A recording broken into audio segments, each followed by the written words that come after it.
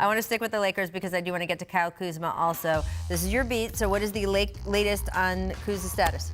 The Lakers varsity team is off today, so he's going down to the JV to get a practice with the South Bay Lakers of the G League, which is certainly a good development. Everything's been going right for him the last several weeks. He went from 4-on-4 no contact to 4-on-4 contact. He's going through full-on sweat drills, sprinting up and down the court.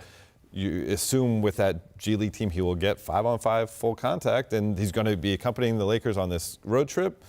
Frank Vogel said it's a possibility he plays on it. They have Dallas, then San Antonio, then Chicago.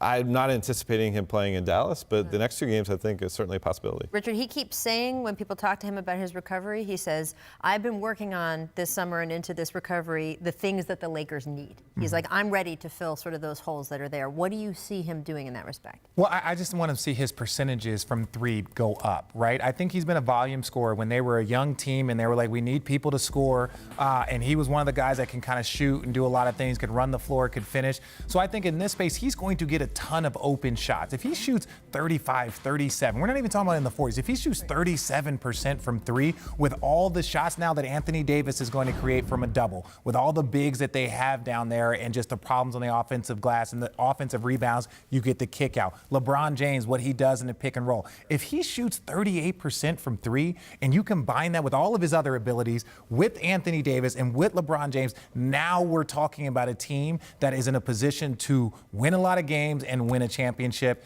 if they can get past the Clippers. He's also got to be tenacious on the defensive side, too. To me, when he talks about filling in holes, that's something where if they can get really strong D at that position, then it's going to make a difference. And some playmaking, I think. Late in the regular season last year, obviously those games didn't matter, but he was working on his playmaking, and I think you're going to see him playing a lot of being the primary playmaker with the second unit, right, and then being a part of the closing unit for this group. And so I'm with you. If he doesn't bring the defensive end, then the defense part, I'm not saying he's limited by any means, but look at the position that he would have to guard defensively, right? Like the position, if you're going to say the three, because you're going to, if Bron is going to guard like a small, like a 3 and D guy, right?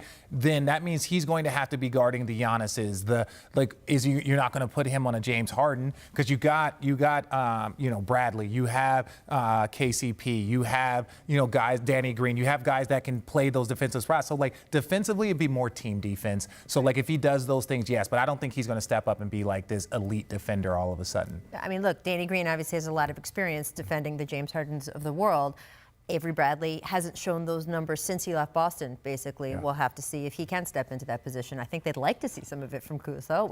Wouldn't hurt. Team defense is as important as individual defense. We'd mentioned at the top of the show that Trae Young went down with a right ankle sprain in the second quarter against the Heat last night. Now, at this time, the Hawks are listing him as day-to-day. There's optimism he can return early next week. Didn't even need an MRI today, so looked worse than it has turned out to be, which is great news. But still, Richard, do you trust the Hawks to stay afloat for these few games while Trae recovers? Because he was such a focal point of their team in these early going.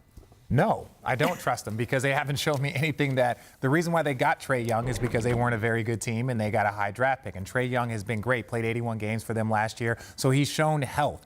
And everything that they do is built around him, right? We saw what happened with the Lakers and all of their talent once LeBron James and Rondo went out. So yeah, you're going to have injury. Hopefully this is only like a week and he can get back. But he was a conference player of the week. Yeah. So he's doing everything for him. Scores, assists. They still have talent on their team. I just don't see them playing 3-2 over 5 games without him. Yeah, but it might not be like 5 games. Yeah. Look at the schedule. It's kind of soft in terms of the amount of games they have coming up. I think there's only one game in the next 6 days or something like that. They'll be fine. So they'll be fine. And then you still have guys like John Collins who's coming into his own, Herter who we all like, and and Lloyd Pierce gets those guys to play hard. Right. Yeah. They do face the Heat again. It was interesting to see in the first quarter and a half last night while he was playing, Spoelstra sent a double anytime he touched the ball. There was no more room for him in the same way, and he was still scoring. So obviously he knows how to handle it. But I think the attention he's going to get this season has already escalated from game 1 to game 3 or 4 that they were playing last. We all need him back. We all want to watch him. He's so fun. He's awesome. Yeah. He's so fun. One thing I really have liked about him, and we saw it when he had some trouble at Oklahoma, and then we saw it again when he had some trouble at the beginning of his rookie season. He adjusts. He understands there's a learning curve. He is mature enough right? To take things that are difficult and deal with them. We've seen players not able to do that when they come into the NBA. So just like this, as you mentioned, he was healthy all last season. Even if he has to adjust to this ankle as he comes back from it, I think he'll be just fine. Thanks for watching ESPN on YouTube. For more sports highlights and analysis, be sure to download the ESPN app. And for live streaming sports and premium content, subscribe to ESPN+.